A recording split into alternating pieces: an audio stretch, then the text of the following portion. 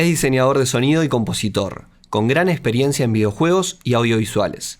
Trabajó en proyectos muy exitosos como las sagas Kingdom Rush y Iron Marines de Ironhide Game Studio, y películas como Anina. Desde hace casi 10 años desempeña un rol fundamental en la formación de nuevas generaciones como profesor adjunto de diseño sonoro en la licenciatura en lenguajes y medios audiovisuales de la Universidad de la República. Hoy nos acompaña en Audiovisión Bruno Boselli. Me llamo Nina Yatay Salas. Tengo 10 años y estoy metida en un lío de novela.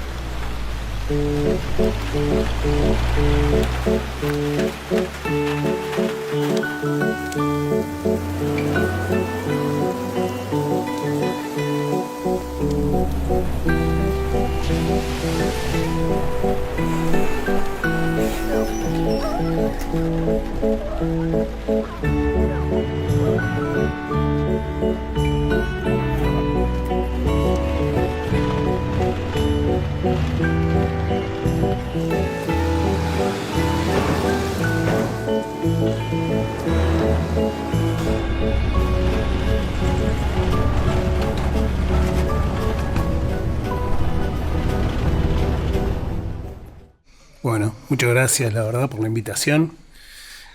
Contento de estar acá con ustedes compartiendo este ratito. Muchas gracias y bienvenido.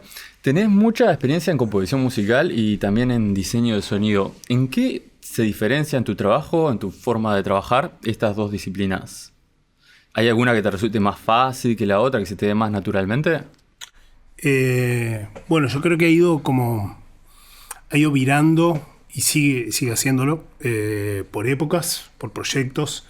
En este momento en particular estoy quizá más cerca del diseño de sonido por distintas razones. Una es porque lo estoy disfrutando un montón.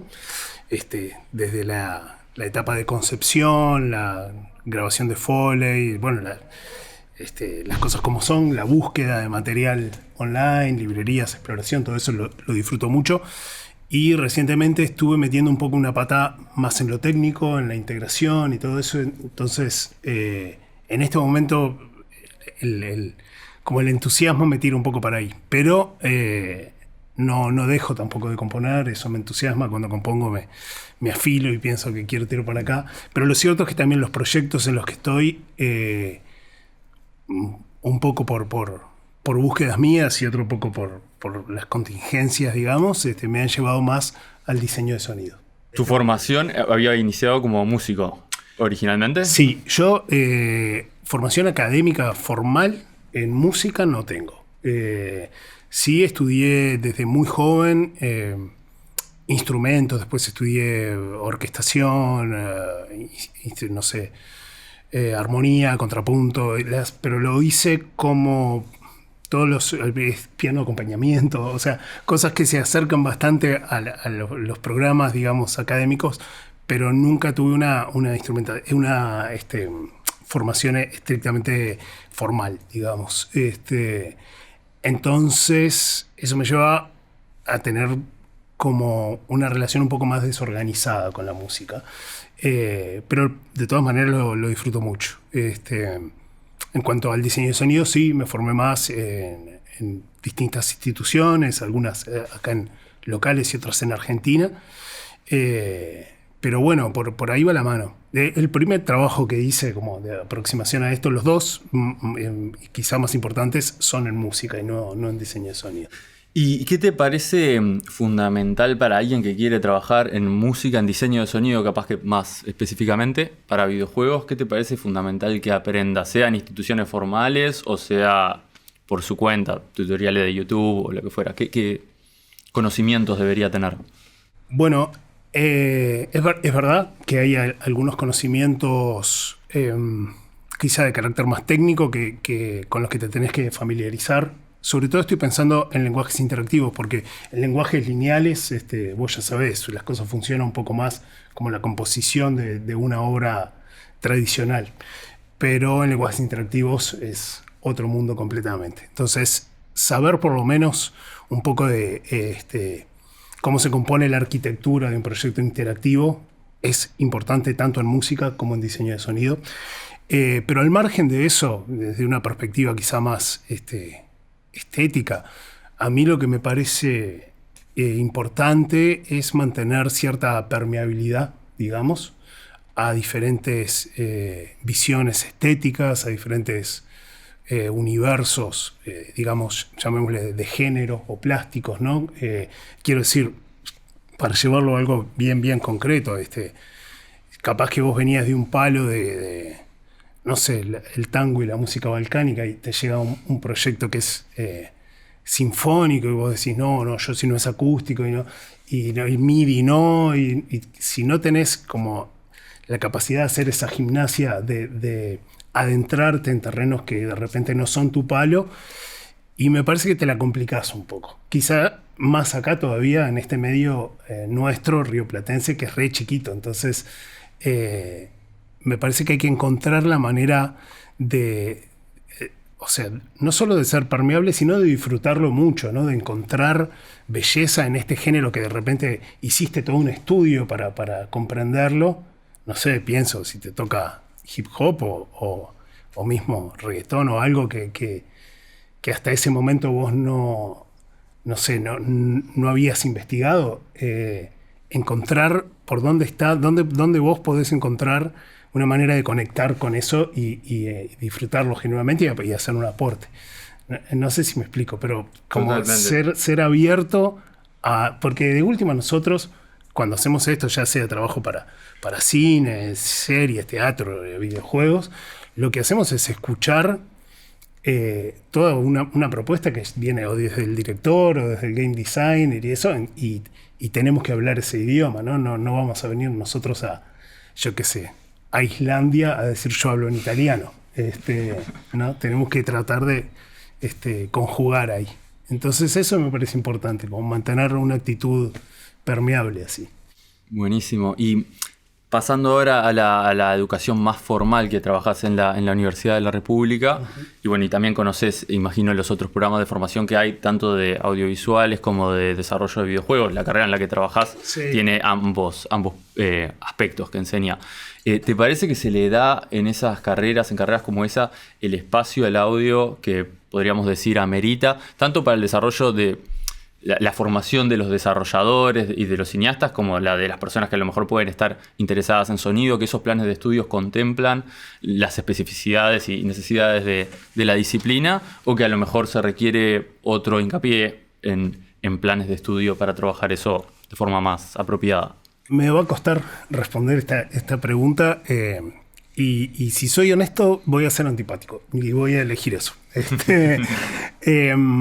A mí lo que me parece, bueno, yo tengo una particularidad que es la carrera de la que formo parte, no es una carrera que esté orientada a audio. Audio es un complemento en la formación de gente que en su cabeza quiere ser animador y la verdad es que ni siquiera le interesa escribir un guión, quiere solo animar, o otro que solo quiere ser director y para él animar es tener las destrezas básicas para armar una story y punto. Entonces, y se da mucho que el que tiene muy decidido eso a nivel vocacional, quizás desde una etapa temprana de la carrera, va para ahí con dos orejeras ¿cómo se llaman? De caballo puestas, y lo demás es lo que tiene que aprobar para llegar a ese punto.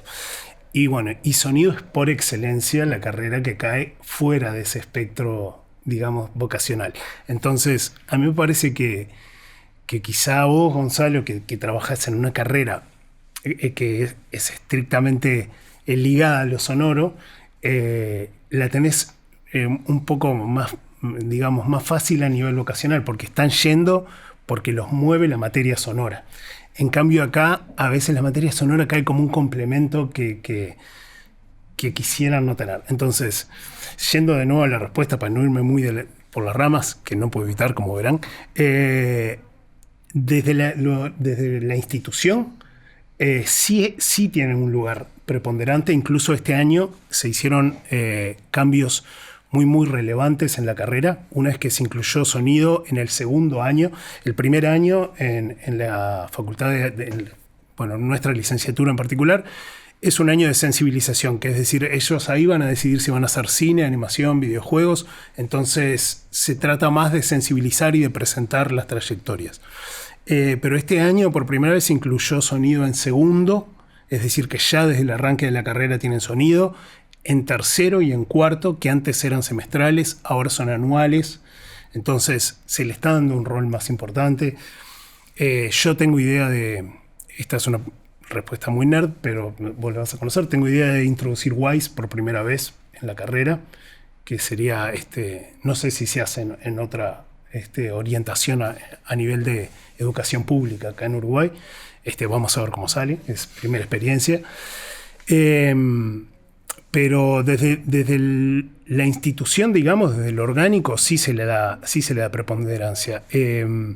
No sé si los estudiantes están tan como dispuestos a involucrarse con la materia. Esa es un poco la experiencia que tengo. Como que lo mínimo para que el juego suene. A veces los estudiantes de animación sí son un poco más, están más pendientes de cómo suena. Los de videojuegos no tanto. Yo quería comentar que todo lo que mencionabas me suena también un poco a la FIC, ¿no? Yo soy egresado de la FIC y docente ahí, y muchas veces cuando yo estaba haciendo la carrera era el sonidista, o éramos los dos. Exacto. O tres, y está bueno como empezar a reivindicar un poco el rol del sonido, ¿no? Que mirá, creo que está pasando. Algo que seguramente los tres que estamos acá podemos decir es que no habemos tantos que nos volquemos a este rubro, ni en la composición musical, ni en el diseño de sonido. Faltan technicals acá en Uruguay, o sea, artistas técnicos que tengan la capacidad de ejecutar o comprender y después, sobre todo, integrar el arte en un proyecto interactivo que requiere ciertos conocimientos. Entonces, es un área que vale la pena investigar. Y bueno, y está el caso de Daniel Jafalian, que seguro lo conocemos todos, que él hizo la ECU y también le pasó exactamente lo mismo. Era, alguien tiene que hacer sonido, y lo hacía Daniel, y terminó siendo el recontra uno en eso. Entonces, a veces el azar te lleva a un lugar que está interesante.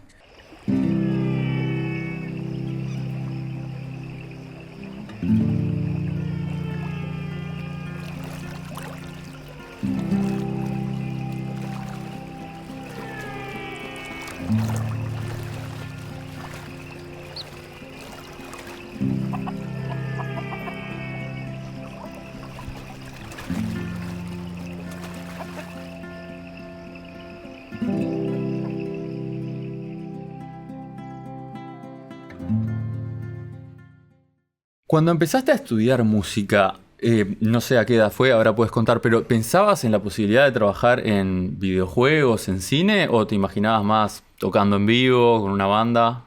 Exactamente esto último. Cuando empecé a estudiar, empezó más por una curiosidad instrumental. Yo empecé a estudiar de muy chico piano, después estudié guitarra y después empecé a estudiar algunas cosas. Empecé a estudiar piano acompañamiento con Maximiliano Nathan y con Fernando Nathan, que es el hermano. Y bueno, y en realidad las empecé a estudiar para mí. Me enamoré enseguida de aplicaciones de DAWs que existían en aquel tiempo, que era el Cubase, el Cakewalk, que estaban a la vuelta, el Acid, ni que hablar, fue como, marcó una época. Y armaba mis propias cosas, maqueteaba, ya empezaba a jugar con sampleos y ese tipo de cosas, loops. Pero estudiaba otra cosa. La verdad es que estudiaba psicología en esa época y un amigo recibió una propuesta de México de unos tipos que estaban creando, estamos hablando del 2005, estaban haciendo contenidos para los celulares, los primeros Smart, y era todo como súper básico. Y me dice, vos te manejás con estos cosas, no sé qué, vos te animarías a hacer esto. Y le digo, mirá, la verdad es que dedico pila de tiempo a la facultad, pero capaz que en un rato puedo hacer alguna cosita. Y ahí empecé como a darle una mano y el proyecto de él fue bárbaro. En un momento empezaron a pagar buenos sueldos y yo me empecé a dedicar un poco más y me acuerdo que un día estaba estudiando en casa, estaba estudiando un libro así grande,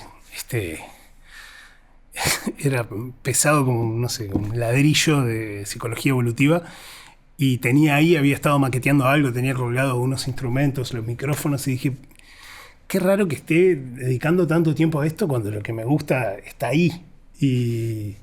Y bueno, me volqué y fue eso, fue esa primera oportunidad la que me puso a trabajar de eso, esa empresa creció y bueno, y a partir de ahí llegó Anina, que fue y Cartoon Network, que fueron como los dos primeros, uno con una pata en cada mundo, fueron las dos primeras como entradas en el mundo de la composición, digamos, para pantalla y para interactivos. Pero no, ni a palos lo imaginaba cuando estaba haciendo maquetitas en Acid, no, ni soñando. Y mencionaste que estudiaste psicología. ¿Sentiste que algo de lo que estudiaste en la carrera de psicología de alguna manera pasó a tu experiencia en audio? ¿Lo pudiste aplicar? Capaz que, por ejemplo, para prever cómo los jugadores pueden reaccionar a determinadas situaciones, a determinados sonidos, ¿o fueron como dos estudios completamente independientes? La verdad es que nunca lo había pensado. Ahora que decís esto último, quizás sí. Eso puede ser. ¿No? Lo que serían los feedbacks positivos, los feedbacks negativos, el manejo de la frustración, todo eso, de la frustración del jugador, ¿no? La mía es permanente. No, pero en lo que sí sirvió es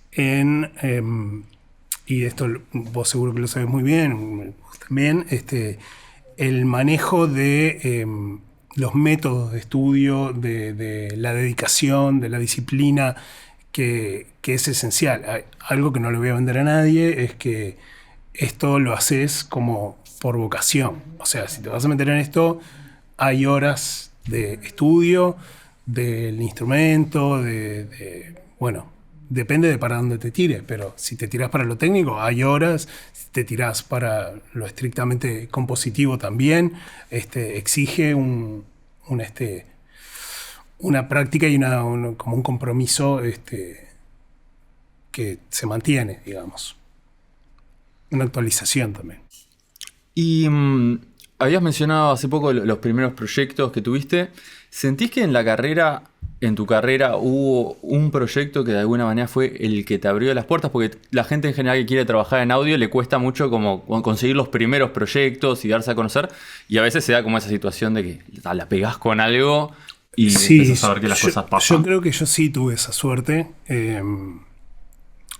No es un proyecto, son dos. Uno es Anina, sin duda, que ellos vinieron a mí porque teníamos afinidades musicales y nos encontrábamos en todos los conciertos de una banda que se llama Pequeña Orquesta Reincidentes, no sé si la conocen, Argentina, medio tanguera, y la película iba por ahí. Eso es otra cosa que es interesante mencionar, que a veces en lo cinematográfico, digamos, y en las series y todo eso, vos tenés oportunidad de ir un poco más por tus rumbos, porque quizá vos te conocen porque tenés interés o siempre estuviste relacionado con un género musical o una paleta tímbrica, determinadas cosas. Los videojuegos suelen ser un poco más de ponerse los gachos de un montón de cosas, ¿no? Medieval, coso, metalero, lo que venga. Y bueno, y después por esa época, creo que fue 2013, por ahí que salió Anina, descubrí Kingdom Rush como jugador. Y les mandé un mail que no era para decirles, che, bueno, yo me dedico un poco a esto. Les mandé un mail para decir, no puedo creer que un estudio uruguayo tan chiquito haya hecho este juego que es una masa. Punto, fin, enviar, sigue mi vida. Y a las semanas me contactó Álvaro Sofra, que sabía que había compuesto para Anina. Hicimos unas pruebas, yo les mandé, estaban sacando Kingdom Rush Origins en esa época. Y era mi primera experiencia en composición sinfónica, digamos. Entonces les mando una prueba del splash, ¿viste? De la pantalla de menú. Uh-huh. Y Álvaro me responde, me dice, vos, esto no va por ahí ni a palos. Ya fue, me acuerdo, estaba en la esquinita del mundo, me llegó ese mensaje, estaba con un amigo ahí tomando una y le digo, nada, esto no es para mí. Y no, pero respondele algo, bueno, te mando otra mañana, pasado, y vemos qué onda. y me dice, vos, esto es exactamente lo que tenía en mente, no sé qué. Y salió el juego anterior. Ese fue el único juego de ellos. No, hubo 2 de ellos que hice íntegramente, digamos, la banda sonora y el diseño de sonido. Esa demo que hiciste, un poco demo, digamos, primera composición, quedó básicamente en el juego. La segunda fue como, tengo que mandar una más porque la tengo que mandar. No voy a abandonar el barco en la primera. Y esa sí fue la que quedó. Y muy linda relación, son gente divina, la verdad. Buenísimo. En el estudio. Sí, no, lo que me llama la atención ahí, eso que mencionaste, de que para el cine y para los videojuegos es otra cosa, ¿no? Y en este caso, como este ejemplo que estás dando habla de eso, ¿no? De que hay que seguir una visión, capaz que es la visión del director o de también la productora.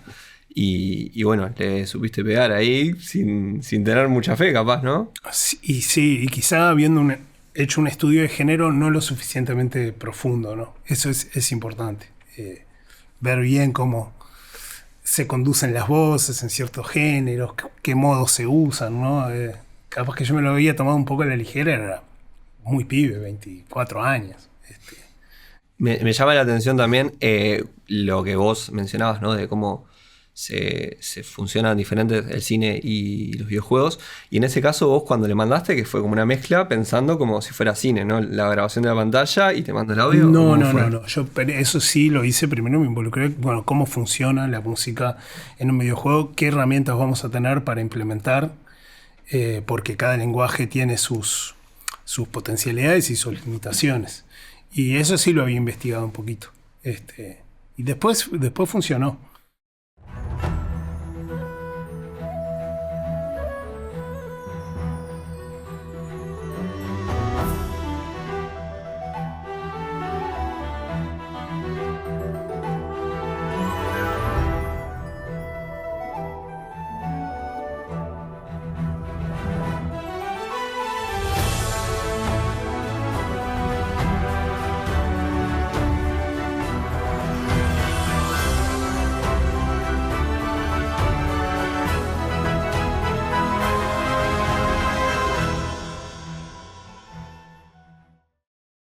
¿Cómo describirías los juegos de la saga Kingdom Rush para alguien que nunca lo jugó? Bueno, así, a nivel clasificación creo que son juegos predominantemente móviles, son que no me maten, pero creo que son juegos casuales. No estoy muy seguro si entra estrictamente dentro de esa rama. Son juegos Tower Defense en los que vos preparás un sistema de torres y de héroes en un escenario y después llamás a una wave, ahí, a una ola de enemigos, y de acuerdo a cómo hayas dispuesto tus recursos, que además los vas mejorando, tiene todo como una cosa un poco de juego de caja, vas a tener una mejor o peor defensa de esa ola. Son juegos sumamente entretenidos. Ellos tienen, como toda la saga, que todas tienen un lore, como una historia atrás, que se desarrolla y se conecta entre los distintos lanzamientos. Y ahora recientemente lanzaron su último juego, si bien están por largar uno ahora dentro de poco, que se llama Kingdom Rush Battles, que escapa a todo ese universo. Es un juego todavía más casual, que se juega jugador contra jugador.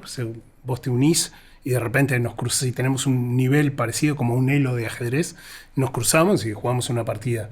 Y ese es así nomás, a los bifes, es jugar una partida contra otro. Pero recomiendo mucho la saga completa. Es un juego muy entretenido, con una historia, con una curva de dificultad y de aprendizaje muy, muy bien pensada. Y no es un juego que tiene 3 niveles de dificultad, entonces si te pones muy espeso en algún momento le podés pedir al juego que te exija un poco más. Pero eso, la historia inicial es que ellos, siendo 3 nada más al principio, se enchufaron en un garage y hasta que no dijeron esto está todo donde tiene que estar, no lo lanzaron. Entonces son muy minuciosos con todo eso, son en la medida de lo posible, ¿no? Porque a medida que vas creciendo los tiempos te apuran un poco más, pero sí siguen teniendo claro que el enganche que ellos tienen con su comunidad de juegos es el cuidado al detalle y a que el juego esté bien balanceado y sea divertido. ¿Y la estética de la música cómo la describirías? ¿Ha ido variando en las distintas entregas o ha sido consistente? Habías mencionado lo sinfónico. Bueno, sí, hay como una rama, no es una rama, pero hay un eje, digamos, orquestal y estético que se viene manteniendo, ¿no? Que es esa música épica, un poco tirando a lo medieval, bastante clásica. Pero sí, cada compositor ha tenido varios compositores a lo largo de este tiempo.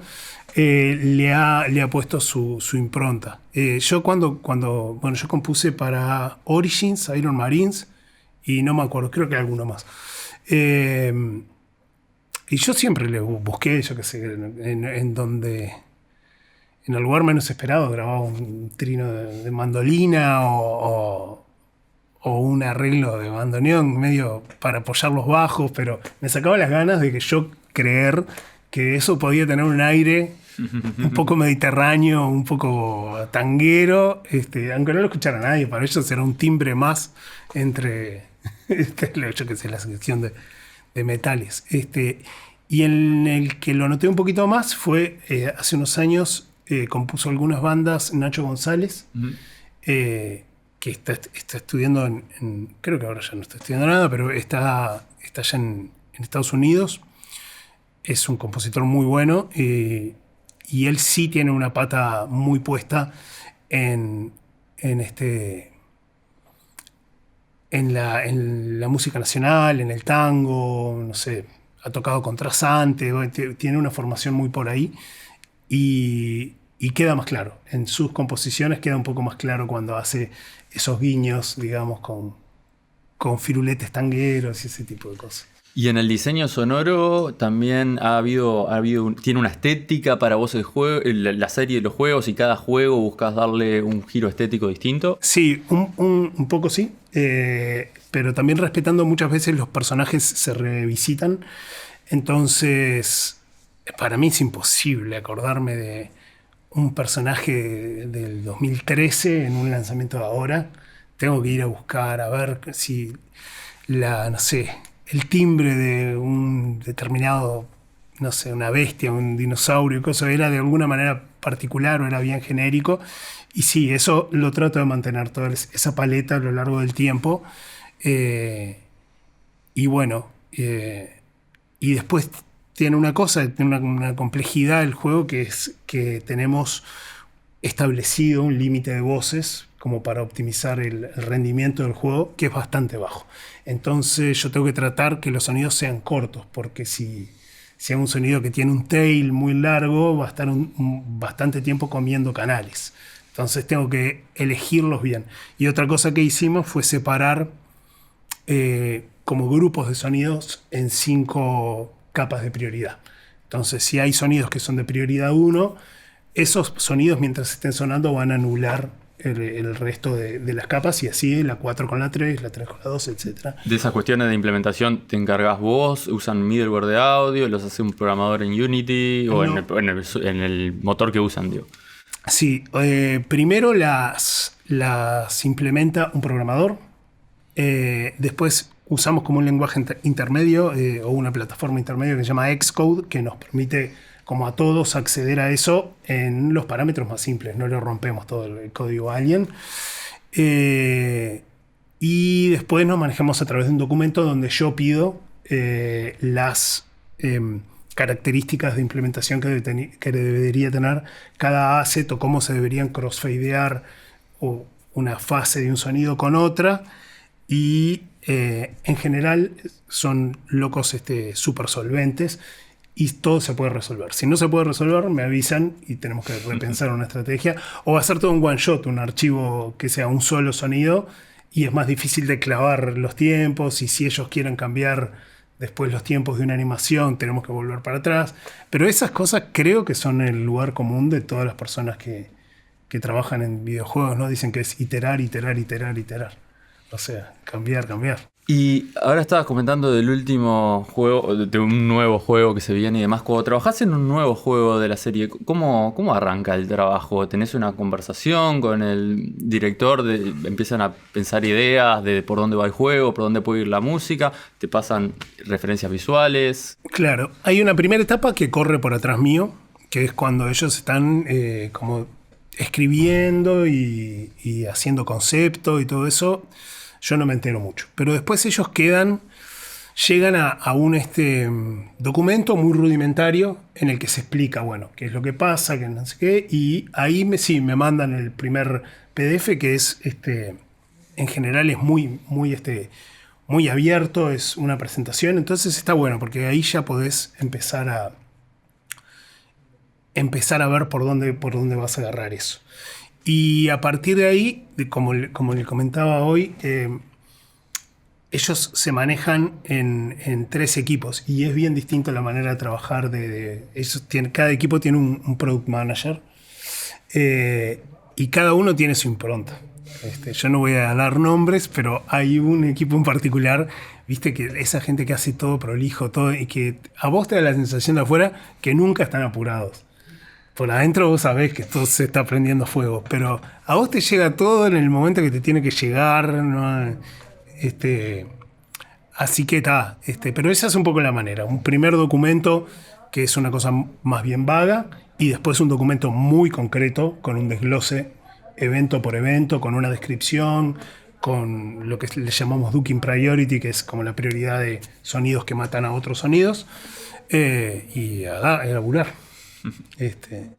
Yo tengo una pregunta, pensando un poco hice un posgrado en UX, UI, y lo que me pasó es que como que no se le daba nada de importancia al sonido muchas veces, y es un medio audiovisual, todo lo que es un videojuego, ¿no? Obviamente con interacción y todo. Entonces, ¿qué argumento podrías dar para decir la importancia del sonido en los videojuegos, ¿no? Y me parece que lo acabás de dar vos. Es un proyecto audiovisual. A mí me ha pasado de trabajar hay muchas maneras de trabajar en un proyecto interactivo. Una es básicamente preparar assets y mandarlos y encomendarlos a la sabiduría infinita del integrador.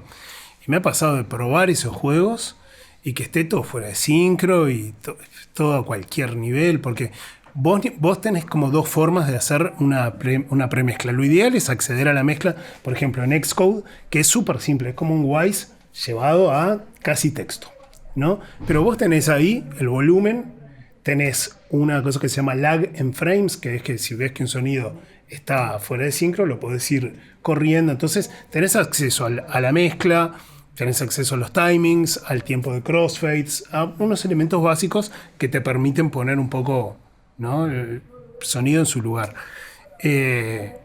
Pero si vos tenés 0 injerencia sobre eso, las decisiones las va a tener que tomar alguien del equipo más de desarrollo. Entonces es importante, yo es lo que les trato de transmitir a los gurises en las clases, ¿no? Que al margen de que ustedes estén pensando ahora, esta es la primera y última vez que agarro un micrófono en mi vida, o que tienen que entender cómo funciona la materia sonora dentro de un proyecto del que ellos van a participar. Entonces, me parece que esa comprensión mínima del lenguaje y de la comunicación con un equipo de audio tiene que ser una parte central de la formación. Al margen, no son carreras de diseño de sonido, pero son carreras que apuestan a la confección de un producto audiovisual. Entonces, me parece sí que es importante que se dé. En Ironhide se da. Y cuando pasa eso, como decís vos, que contratan este animador que se llama Nico, ¿no? Sí, Nico. Que es baterista, ya está, tiene oreja para... Y eso pasa mucho. En Ironhide se podrían armar 3 bandas. Sí, hay mucho músico. Sí, en los juegos de Ironhide he jugado varios, en la pandemia sobre todo, pero se aprovecha mucho el aspecto sonoro, ¿no? Para el tema de avisos, por ejemplo. Muchísimo. Y ellos lo tienen muy claro cuando lo piden y te das cuenta cuando iteran y te calentás porque ya lo tenías pronto y a vos te gusta, y después le seguís un poco la idea y decís, esto está más bueno, ¿viste? Entonces, también, eso pasa mucho en el cine también, ¿no? Cuando te hacen una devolución y vos ya lo que habías mandado te cerraba por todos lados, pero bueno, tenés no sé cómo llamarlo, ¿no? Pero no tenés esa actitud soberbia de casarte así hasta las últimas consecuencias con lo que presentaste y de repente eso que te estaban pidiendo te estaba como súper bien justificado.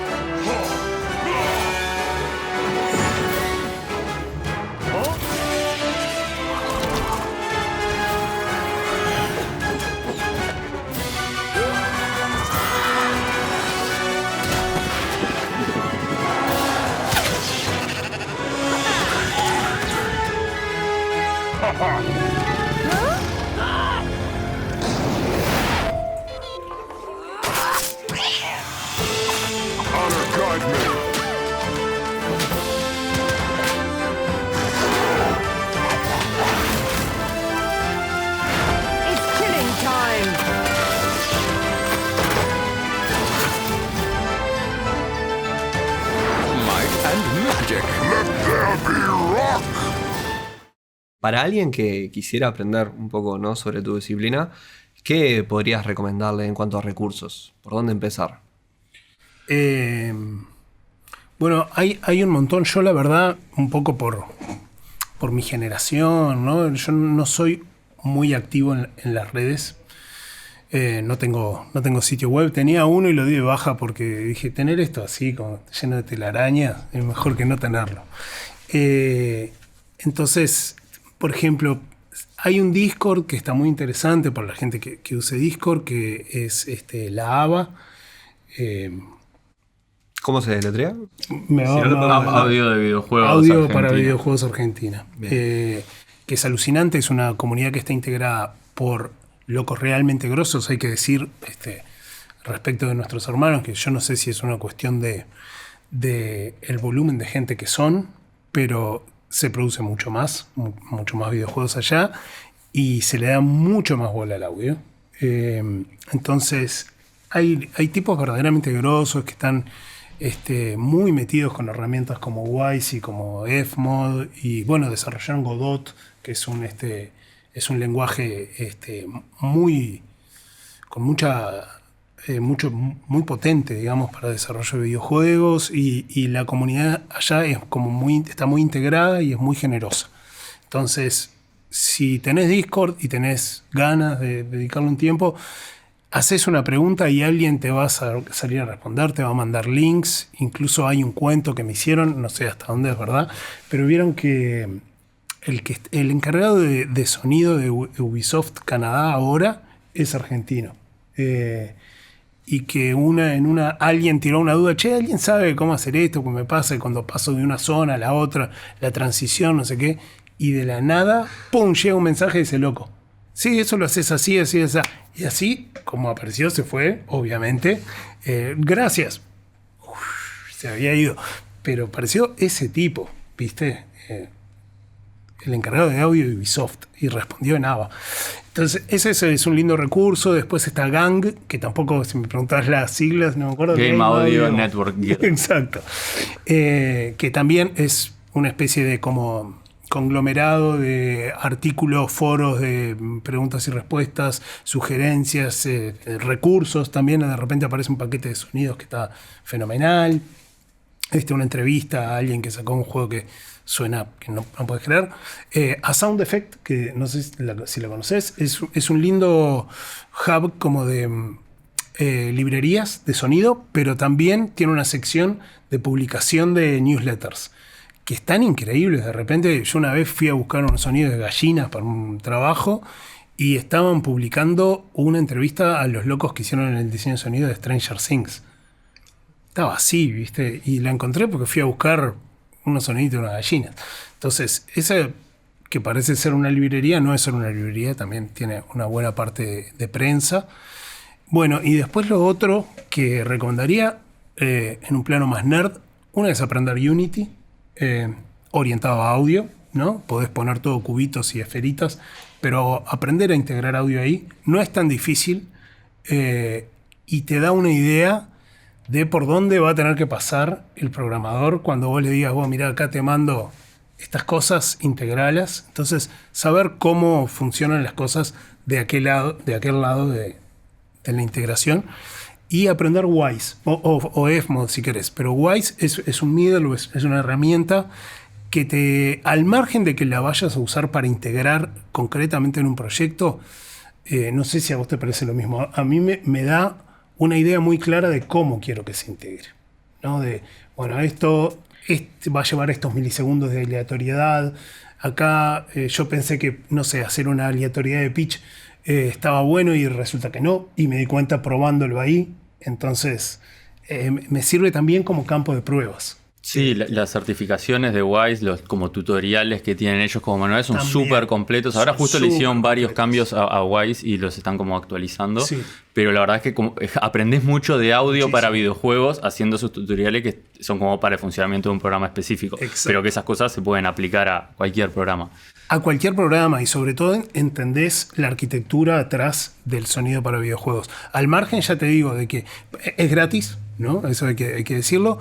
Incluso es gratis integrarlo, salvo que te pases determinada cantidad de sonidos, pero al margen de eso, te da una idea de, bueno, cómo funciona el audio en un entorno interactivo.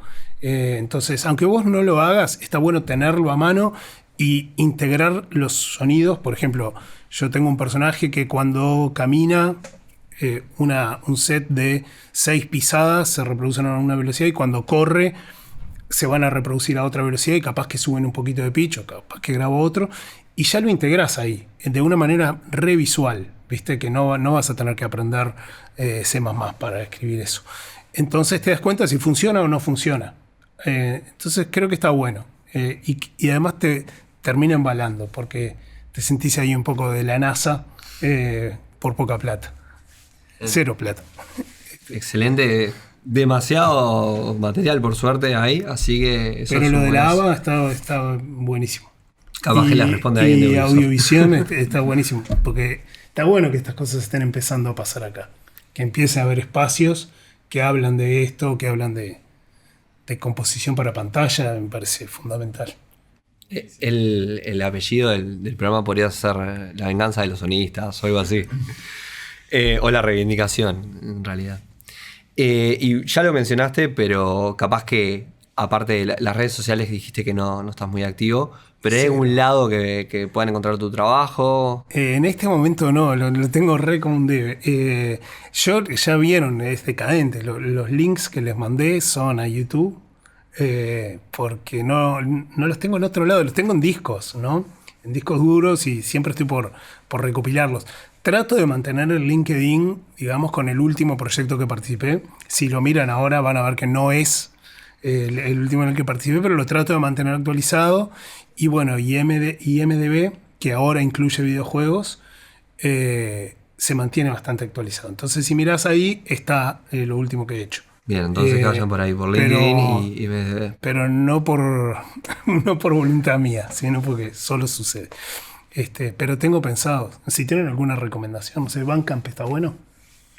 Sí, yo diría que sí, que todos valen la pena. Bien. Ahí depende en Bandcamp de si vos tenés los derechos para publicar la música, por ejemplo, de cada uno de estos proyectos, o si son del desarrollador, publicador, etc. Pero si los tenés, yo creo que sí, que vale la pena. Bien. Sí, le tengo que dar. Lo que pasa es que te comentaba la última vez que nos encontramos. Yo hace 5 años tuve un hijo y cambió absolutamente todo en cuanto a cómo organizo mi tiempo. Por eso también, viste, lo del diseño de sonido es algo mucho más ágil. No sé si te ha pasado una falencia de no tener formación académica. Es que cuando un amigo me había invitado a componer música en su película, pero era súper orquestal, ¿no? La terminó componiendo Villavicencio, que es el arreglador de Fito Páez, es un loco con tremenda formación, Y yo le dije, ¿sabes qué pasa, Mauro? Que si yo te presento algo y a vos no te gusta yo ir para atrás, voy a estar semanas viendo qué es lo que a vos no te da una oscuridad juguetona del atardecer. ¿Me entendés? Y capaz que un loco con formación entiende perfecto. Claro, esto no se lo da porque esta séptima mayor no tiene que ir, tiene que hacer directo este intervalo y está. Para mí, él me lo dijo, claro, es como buscar un maní en una habitación oscura, ¿no? Y para mí, hacer una iteración es un poco eso, ¿viste? Busca el otro maní. Y la habitación está apagada y ahí voy, hasta que encuentro. Bueno, con Kingdom Rush te fue bastante bien. Lo encontraste en la segunda. En ese me fue bastante bien.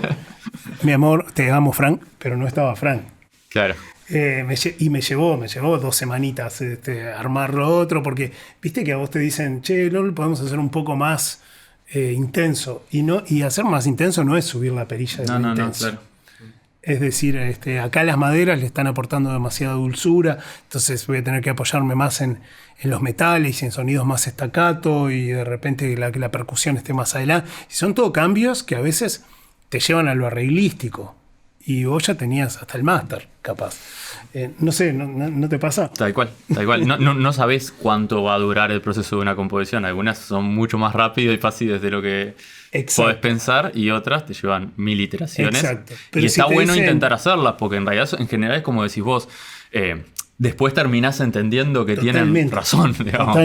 Totalmente. Cuando es lineal yo me siento más cómodo porque no estás componiendo 10 temas de preparación, 10 temas de exploración, 10 temas de...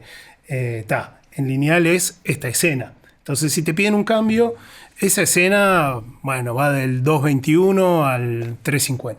Es ese minuto de música que te pueden decir esto está más, menos cerca, y vos ya sabés que va por ahí. Y capaz que hasta lo podés defender más, ¿no? En Pajaritos, una serie relativamente reciente, yo presenté la música de introducción y viste cuando estás casado, pero así como estaba como un perro, viste, lo iba a defender.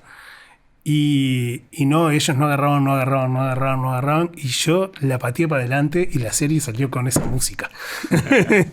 Y queda buenísima, para mí queda buenísima, la veo ahora. Es un poco hillbilly y ellos lo querían hacer más como estrictamente regional. Pero funciona bárbaro, porque también es medio milonguera y los pájaros son muy jodones, en fin. Hay que ver cuando casarse con una idea y defenderla o dejar un poco ahí. Exactamente. Esta era de las que las defendés. Y la última música que hice para Ironhide era de las que las defendía y no les cuadró tanto y dije, venía Frank. Hay que elegir las batallas. Exacto, hay que elegir las batallas. Un sonido, yo qué sé, un láser, si te dicen... Vos está buenísimo, pero los elementos, las texturas eléctricas capaz que no van con este tipo. Mute, pronto, te mando. 20 segundos contra 20 días. No sé si 20 días, pero sí, las iteraciones musicales llevan más tiempo, ¿no? Entonces yo trato de, ahora que me estoy armando el año, ya medio que tengo ahí algunas cosas en el horizonte, de agarrar un proyecto musical y hacer foco en ese. Si tuviera que ir saltando de uno a otro estaría muy, muy estresado y mi hijo me estaría tirando slime en la cara. Buenísimo. ¿Algo que quieras agregar? No, esto que lo quería agregar. Gracias por dejarme desahogar. No, muchas gracias a vos. La verdad que un gusto. Un gustazo. Bueno, un placer, gente. Lo voy a seguir escuchando esto. Audiovisión, el podcast donde el sonido y la música se encuentran con lenguajes narrativos, audiovisuales, interactivos y escénicos. Información, reflexiones y anécdotas de primera mano de profesionales y referentes. Conducido por Gonzalo Varela y Leandro Fernández Minetti. Imagen y montaje, Leandro Fernández Minetti. Sonido, Gonzalo Varela. Una producción de la Universidad de la República a través de la unidad académica asociada entre la Facultad de Información y Comunicación y la Facultad de Artes.